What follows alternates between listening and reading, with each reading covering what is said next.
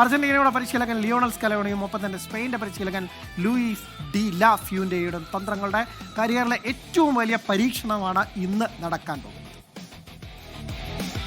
കിരീടം നിലനിർത്താൻ അർജന്റീന, തിരിച്ചുപിടിക്കാൻ സ്പെയിൻ, ഡഗ്ഔട്ടിലിരുന്ന് കളിക്കാരുടെ ഓരോ ചുവടും നിയന്ത്രിക്കുന്ന, ശ്വാസമടക്കിപ്പിടിച്ച് തന്ത്രങ്ങൾ മെനയുന്ന രണ്ട് മാന്ത്രികരുടെ ബുദ്ധിപ്പരപ്പിലെ ചതുരംഗക്കളി. ലിയോണൽ സ്കലോണിയും ലൂയിസ് ഡി ലാ ഫ്യൂൻഡെയും.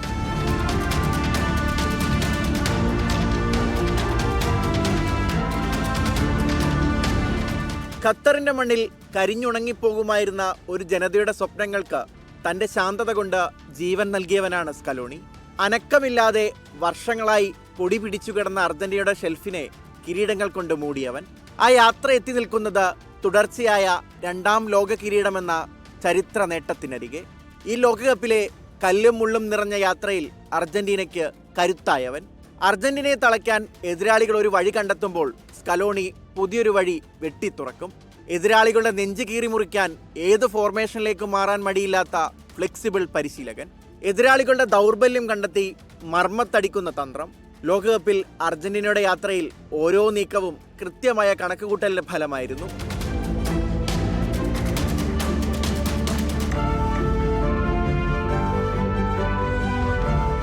മറുവശത്ത് ലൂയിസ് ഡി ലാ ഫ്യൂൻഡെ, സ്പാനിഷ് ഫുട്ബോളിന്റെ പഴയ സൗന്ദര്യത്തെ പുതിയ വേഗതയുമായി ചേർത്തെടുത്ത ശില്പി.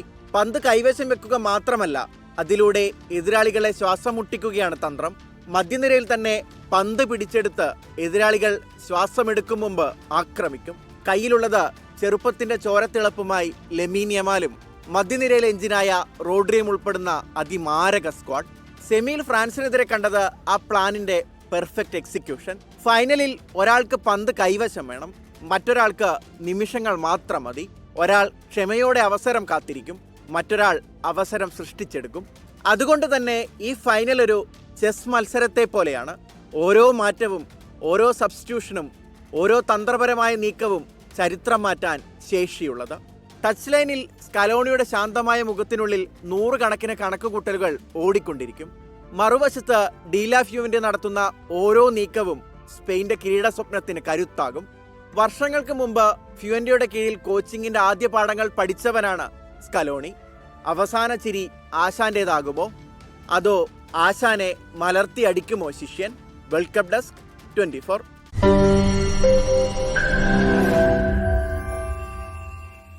ലോകത്തെവിടെയായാലും ഏത് സമയത്തും 24 വാർത്തകളും ഓഗ്മെന്റഡ് റിയാലിറ്റി പാക്കേജുകളും എക്സ്പ്ലെയിനറുകളും വിശദമായി കാണാൻ ഞങ്ങളുടെ യൂട്യൂബ് ചാനൽ നിങ്ങൾക്ക് സബ്സ്ക്രൈബ് ചെയ്യാം.